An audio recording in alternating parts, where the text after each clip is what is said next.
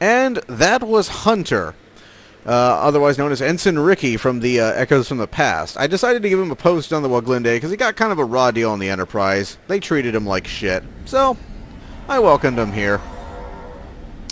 Captain, Starfleet intelligence reports indicate that the Agrama system is used as a trading outpost for various goods being smuggled to and from the far reaches of the galaxy.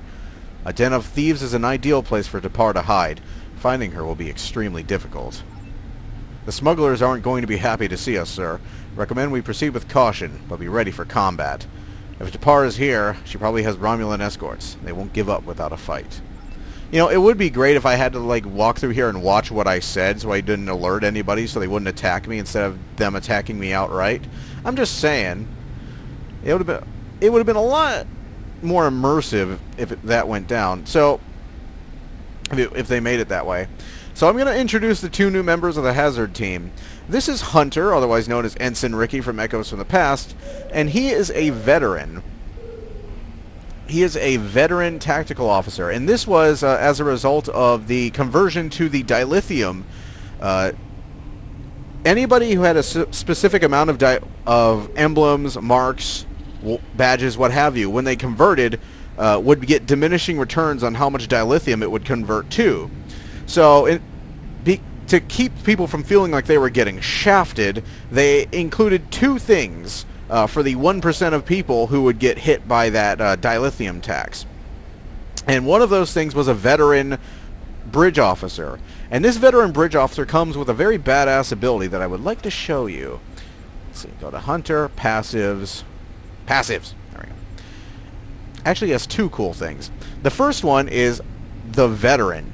Unique ground trait. Provides a bonus to damage and dodge chance for all team members. Dodge grants a chance to resist some damage. And it gives plus 10 to all damage resistance, plus 10 to dodge chance, plus 10 to avoidance. And it affects the entire away party. Or hazard team in this case. I have this buff on me now. Doppler has this buff. Let's see. Lima has the buff. 8 has the buff. Everybody gets the buff, as long as this bridge officer is in the team. He gets it as well, of course. The other thing he gets is Space Warfare Specialist. Unique space trait. Provides a bonus to Starship Maneuvers, Starship Targeting Systems, Starship Energy Weapons, and Starship Projectile Weapons, which improves maneuverability, chance to hit, and damage output. And I get plus 5 to all of those. So, just having him on a station on my ship, or in the away party, buffs everybody, which is fantastic. And the other guy right here is Doppler, who is not what he appears to be. Those of you who've seen Star Trek Voyager are probably going to recognize this thing on his arm here. He is in fact a hologram.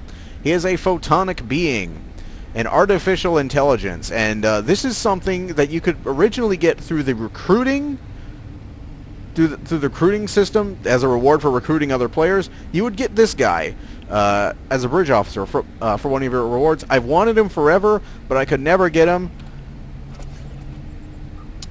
I finally got him. They were having this grab bag sort of thing over Christmas, and one of the rewards was the Photonic Bridge Officer, and they came in crates, and you could sell those crates on the exchange, you know, without opening them and having them bind to you. So that's where I got him finally. I got him off the exchange. He's something I've been wanting to add to my crew forever because I want my crew to be as multiracial as possible.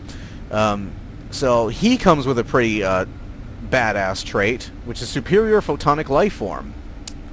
And that is a ground trait that provides innate resistance to kinetic, physical, and psionic damage, as well as immunity to confuse and toxins. So against the Undine or Remans, this guy kicks ass.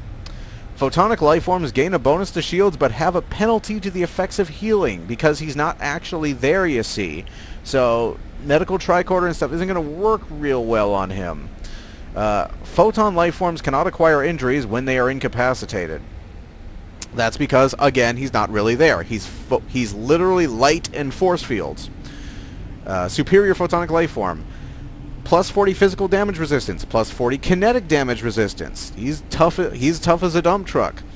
Minus 30 Tetrion damage resistance. He's really weak to Tetrion weapons. He's immune to toxic damage, immune to confuse. He has incredible resistance to psionic damage. But he also resists healing because, again, he's not really there. And he has plus 20 maximum shield capacity because he is essentially, literally, a force field. He's light projected against force field, so of course he's going to have really tough shields. And of course, this is the uniform you get for having subscribed for 500 total days of the game. You get the badass Jupiter Veteran uniform, which I'm sporting right now. And Lima and 8 also have Jupiter variants of the Veteran uniform, which gives you the same armored shoulders. You can't really see it on Lima's because of her uniform. I gave her kind of a medical uniform thing, but you can sort of see it there. Hunter is a veteran, but he's not a veteran of the Woglinde crew, so he gets kind of the regular Jupiter 2 uniform. All right. Introductions are complete. Let's go kick some ass. And this is the Mako Phaser Battle Rifle. This is actually a sniper rifle with a default, like sniper rifles usually only fire a single shot. This one fires a 3-round burst whenever it fires, and it has a fairly powerful sniper shot. So, badass weapon all around. Alright, so we gotta locate Tapur, or Tapar, or whoever this traitor is, this traitorous fool that we must capture. So let's go ahead and explore the planet, and let me buff myself. Something that has happened that I don't particularly like is they've nerfed Tactical Team. Like, originally you used Tactical Team and all of your abilities were instantly recharged. Now you use Tactical Team and it only kind of, sort of, mostly recharges them. And you just saw a single grenade pretty much wipe out their entire group. Grenades have gotten significantly more powerful since the new skills have been released. And I'll talk more about those later, because I already spent quite a bit of time introducing my 2 new shipmates. And there's also a 3rd new shipmate as well, which I'll introduce some other time. And he's kind of scary looking, but don't let that fool you. He's a nice guy.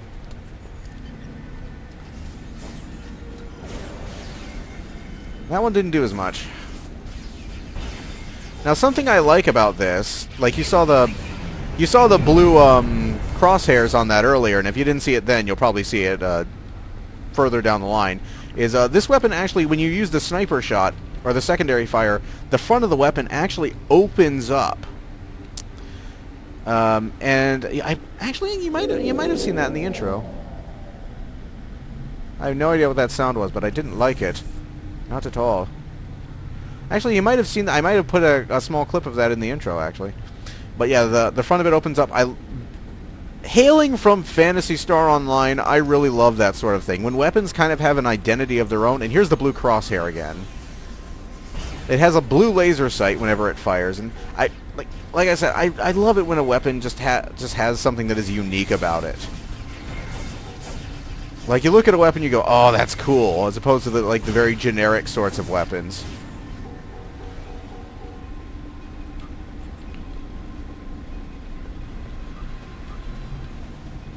You know, I used to love collecting those in Phantasy Star Online because I thought they were so cool. Especially Khaled Bolg, which was my default weapon. And you may be wondering why I'm deliberately screwing up these anomaly collecting thingies. That's because I don't fucking need them anymore.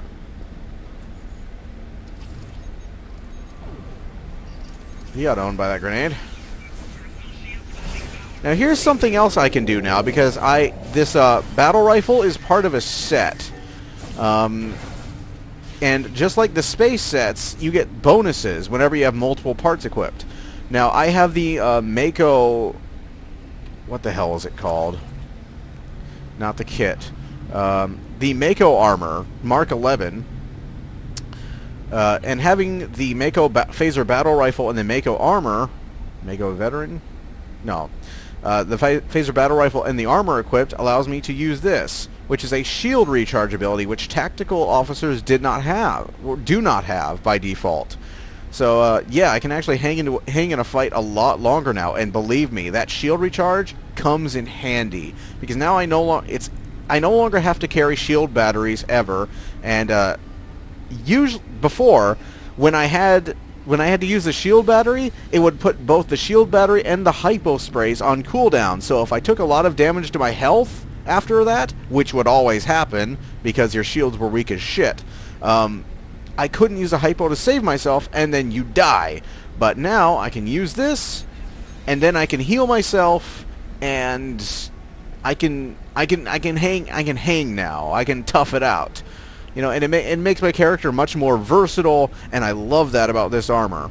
I don't like the shields though. I don't have the Mako shield equipped, although I do have it, because the shield capacity is ass on the Mako armor. The shield capacity sucks, big time. Like, my shield capacity goes down by damn near half when I equip it, and yeah, that's no good. Sub-Commander. Grenade. Sniper shot.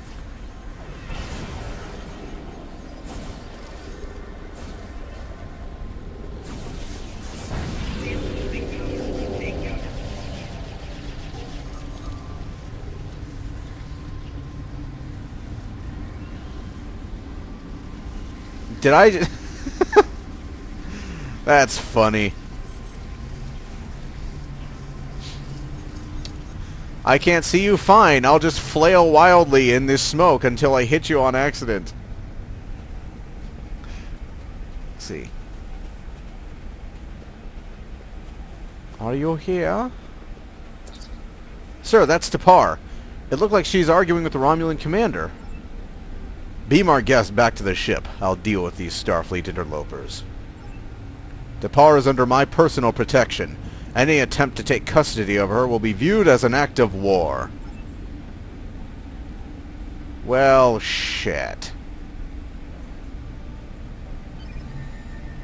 I lost my quarry. I'll take it out on your buddies. I'm a terrible Starfleet officer.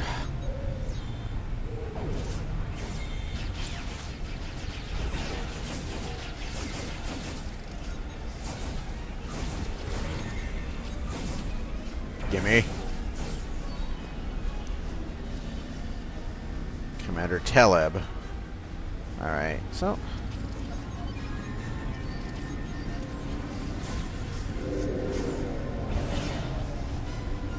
Grenade!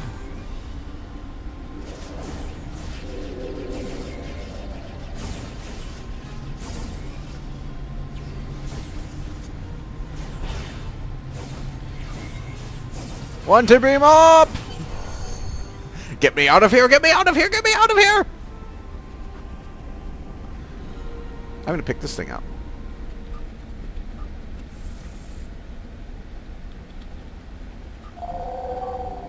Hang on, I haven't taken my stuff yet. There we go. What were you saying, Hunter? Captain, the Romulans have transported to part of their ship. Recommend that we return to the Woglinde immediately, sir. If we linger here, we may never see her again. Oh, what a danger. What a heartbreak that would be, you know? I never got to see Tapar again. Tapar, I barely knew ye! Agrama Solar System. Captain, we're receiving a hail from Commander Teleb of the IRW Caliph. Do you want me to put it on the main view screen? Sure, why not? Admiral, Tapar is hereby granted political asylum and citizenship by the Romulan Star Empire. Your attempts to capture her are a hostile act against our sovereignty. You leave us no choice but to defend ourselves. Bitch, you have no idea who it is you're dealing with.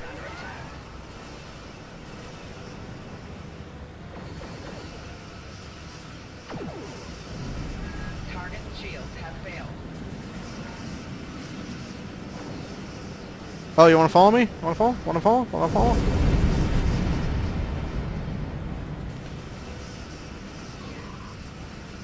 Come and get me. Come into my plasma. Oh, you pussy. Transporter room reports successful retrieval of Tapar. A security team is already escorting her to the brig, Captain. Sir, there's an incoming hail from the Caliph, and a subspace message from the U.S.S. Lakota. The Lakota is changing course to head this way. You may have defeated me, Admiral, but how long do you think you will last against the Romulan detachment on its way? Admiral, this is Captain Allen of the U.S.S. Lakota. Our orders are to relieve you and take custody of your prisoner. We will arrive at your coordinates in approximately 90 seconds. Lakota out.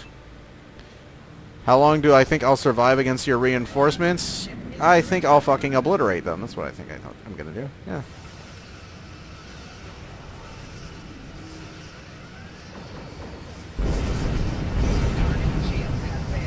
That did jack shit to me.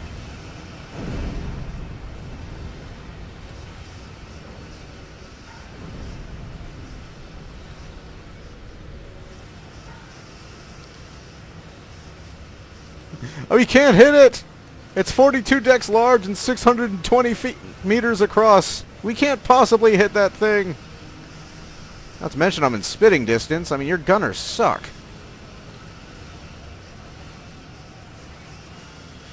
Now, those plasma torpedoes have gotten quite a bit harder to shoot down, I have to say.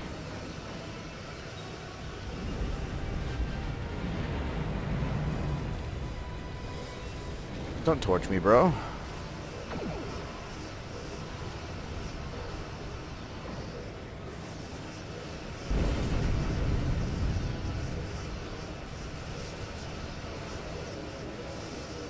I don't think so.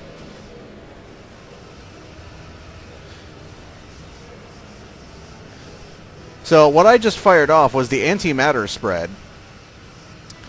And what this does is essentially scrambles their sensors and placates them for a little bit. It's essentially a get off my back button, and it works pretty well when used that way. The Lakota has arrived, sir. A security team is escorting to part of the transporter room now. Where's the Lakota? I don't see the Lakota. Where's the Lakota? Oh, there it is. Oh, shit. Incoming hail, Captain. Ah. I hit it by accident. So, is the Lakota an Excelsior class, as it should be? No, that looks like a Star Cruiser.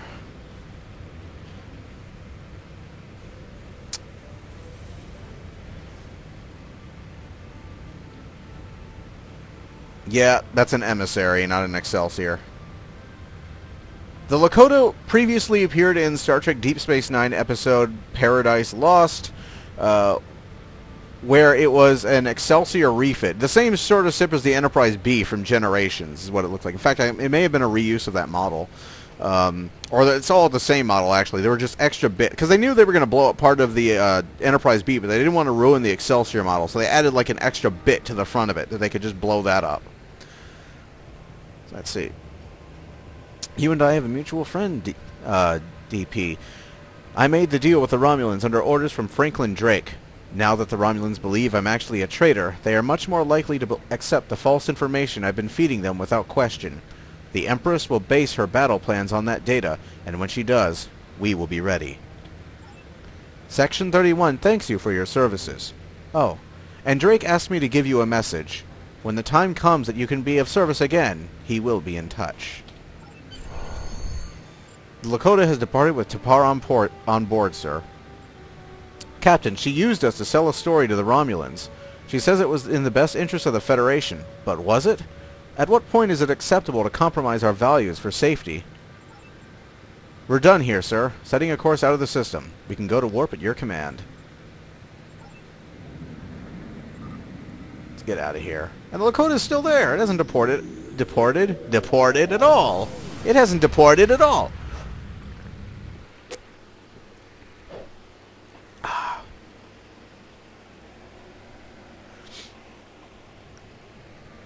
So where am I at right now? 50 minutes? That's a decent-sized episode of Rise of the Red Shirt, isn't it? Isn't it? Isn't it? I regret I couldn't tell you everything about T'Par, Admiral. Most of what she and her organization do is on a need-to-know basis. And while I can see that at times they have done some good, I deplore many of their methods. The ends do not always justify the means. Even if I don't know exactly who is involved or from where Section 31 gets its authorization to act, it has very highly placed allies, many of whom work to keep their organization protected and secret. I cannot say whether this will be the last time you encounter them, Admiral. You need to stay on your guard. So, I have a choice between a plasma full auto rifle, plasma dual pistols, or a plasma high density beam. I'm going to go with the dual pistols because I'm going to sell them, and it doesn't really matter. Excuse me. Clean my inventory. So yeah, that was Rise of the Red Shirt, Under the Cover of Night, the first episode of the Romulan story arc of the game. Finally back after a break. A bit rocky. I'm getting back into it. I've been playing Metroid Prime yeah, Metroid Prime and Symphony of the Night. I really haven't had to like read everything out to the player at all or do any kind of voice acting. Maybe a little bit in Metroid Prime, but not too much in Metroid Prime. I haven't had to read everything in Metroid Prime. So it's gonna take me a while to get back on my voice acting legs, so to speak. Let's go ahead and head to the bridge, which is now clone free. There was a bug for a while, which was the reason I stopped going to my bridge in the first season. And Nell is going to be over here where she shouldn't be because she is my first officer. Literally my first officer. Like I said a long time ago that I decided Nell would be my first officer. And she literally is. Because part of the new duty officer system, and let me wait for it to load, is you can select which officers, which of your bridge officers hold which department. And for some reason, okay, that's weird. Okay, so the bugs have not totally been worked out of it. So let's see. Rick will be on tactical, and Chal will be chief of security. There we go. Alrighty then. All is well. Will it keep those though? Yes. Okay. So yeah, Nell, like I said a long time ago, Nell was going to be my first officer whenever they implemented that system. And he is. And what the hell are you two doing here? For some reason, it doesn't seem to have Doppler up here, though. Everybody else but Doppler. I don't know why. Like, Doppler never shows up in, like, dialogue or whatever. It's weird. Kind of sucks. Because Doppler looks badass. Doppler looks badass, and I don't know why. He's the only bridge officer I have who looks like he's equipped with a kit. You know, who has that option. It's by default, though. You can't change his appearance. Although I don't really think I would, even if I could, because I like the way the kit looks. And that's something I've really been wanting in the game, is the ability to have the just have the looks of kits on my bridge officer. So then, like I could differentiate, like, at a glance, like who. Like, of course, I could already differentiate at a glance, but who's on the hazard team and who isn't by, whether or not they're wearing, like, their ground equipment on them at all times. So, yeah, Ricky's in Nell's seat. He doesn't belong there. And 4, well, that chair's for anyone, so 4 can sit where he likes. Really, are you gonna tell 4 that he can't sit there? I mean, look at this guy. Look at him. Does not look like a guy you say, oh, I'm sorry, sir, you can't sit there. But okay, so there was something I was going to talk about at the end of this episode of Rise of the Red Shirt, and that is the free-to-play launch party. Like, now, assuming I get this up on Tuesday the 17th, which is what I'm aiming for, Massively is hosting a free-to-play launch party starting at 1 p.m. I'm unsure what time zone it is, but I will include a link in the description. There will be a link, or rather, I'll include a link in the description. Because this is also going to be up on Blip, so I guess I'll have a link there as well. There are going to be contests and promotional point giveaways. Promotional points are essentially C-Store points, but they're only good for like the game you get them for. So these will only be good for Star Trek Online, which is all I care about anyways, because I don't play Champions Online or anything like that. The only Cryptic game I play is STO, so I don't really care about that. But it should be a hell of a shindig. This is really kind of the relaunch of the game. They've been hyping this as sort of the launch of the game they were trying to make before, but Atari really rushed things through. Like, the duty officer system is something they wanted before, but they were rushed by Atari and they didn't have time to implement it until now. The miss tech that you saw, like the ships constantly missing the Woglinde, that was something they were trying to implement before, but they couldn't. And yeah, that's about it. Yeah, there's going to be a lot of events coming up in the game. There's a lot of stuff planned, especially for the 2-year anniversary next month, where they're going to be introducing the Odyssey class, which is the new Enterprise F, essentially, or the Enterprise F, the new Enterprise, not the new Enterprise F. And after that, in February, is the next featured episode series. So, hopefully, there's been a bit of a content drought while they were doing the whole changeover from Atari to Perfect World, and hopefully, that is past us now. Hopefully, there's a bright future ahead. There's also the Foundry with tons of custom user-created missions that are fantastic, and I fully intend to do quite a bit of those this year. I'm already planning on doing To Helna and Back, animations with Helna, the City of Pol Marie. Oh, God, there's so many of them I was going to do. I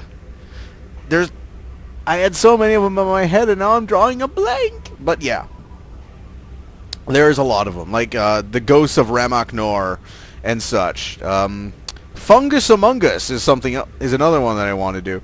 I kind of have the same problem with the Foundry editor that I had with the Aurora toolset, and before that the RPG Maker. And that is that I have so many ideas in my head that they all kind of mash together, and sometimes some things that I want to do just aren't possible yet.